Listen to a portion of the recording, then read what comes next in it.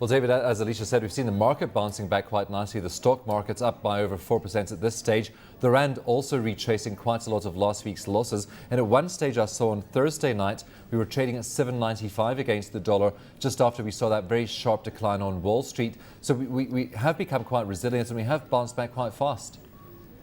Hi, Stephen. Yeah, I guess it shows the extent of the positioning in the market. What we did see on Friday after Thursday night's Dow sell-off was a very, very good export supply into the market.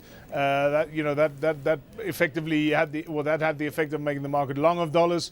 And as we had the rescue package coming through this morning, that led to heightened risk appetite, and that those long positions, the stop losses were triggered on that, and that's when we've seen the very, very good reaction that the rand has had.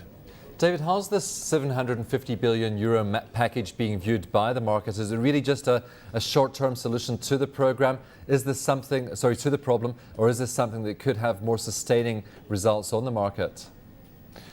Stephen, yeah, my initial sort of reaction, it has allowed your problematic southern European countries to, some solution to their problem. But in analysing this entire issue right from its inception, from the subprime crisis through to the credit crisis, and now what is clear is becoming a fiscal crisis, something that we've been warning about for a number of months now.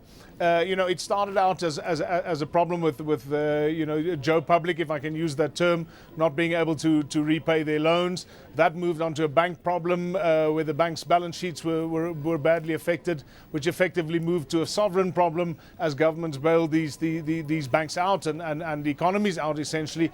And it's moving back into Joe Public now as the taxpayer is going to have to fund this lot going forward. It certainly is a huge program, anywhere close to $1 trillion worth of support is certainly going to buy some time. But I think we've got some huge issues that we will face down the line.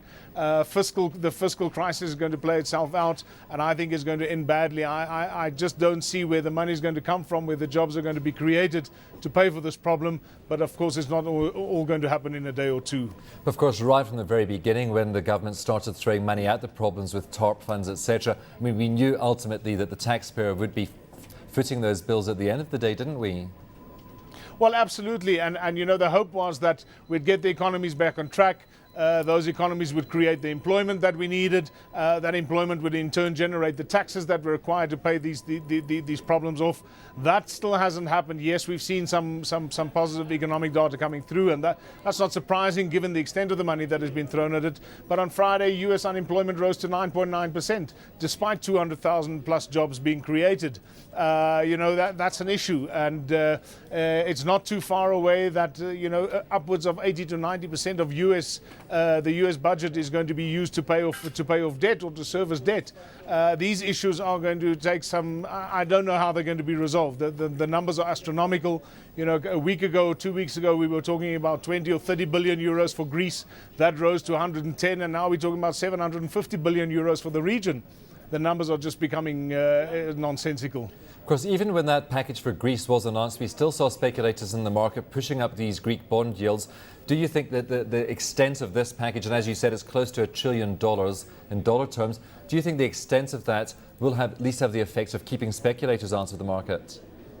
Well, the part of the problem for southern Greece and those nations that have high budget deficits was the interest costs that were accumulating quite rapidly as interest rates rose, as the market required a higher risk premium on their debt. The European central banks or the authorities are going to buy back European bonds. That's going to drive debt levels down or debt yields down. It is going to help. It is, as I say, is going to buy some time, but it's very, very hard to see where an ultimate solution is going to come. For me, in the medium to much longer term, there's some serious hurdles that going to have to be negotiated, and I think we're in for a rocky ride going forward. Well, David, just looking at our own economy, we have some data coming out this week, not an awful lot, but we have the March manufacturing data due out on Wednesday, and that's also the start of the two-day Monetary Policy Committee meeting. And I think the feeling is that interest rates will be kept steady this time after the last surprise cut, aren't they? Well, I think interest rates certainly will be steady. The governor, did indicate that she would like to see a steady monetary policy, and in fact, South Africa is in a relatively healthy state as far, compared to the rest of the globe, certainly the developed world, as far as budget deficits are concerned. And I think should we see another downturn globally, then we do want to give ourselves some room then to cut interest rates as a response. I think we'll adopt a wait and see attitude now. Interest rates will be on hold certainly for this MPC.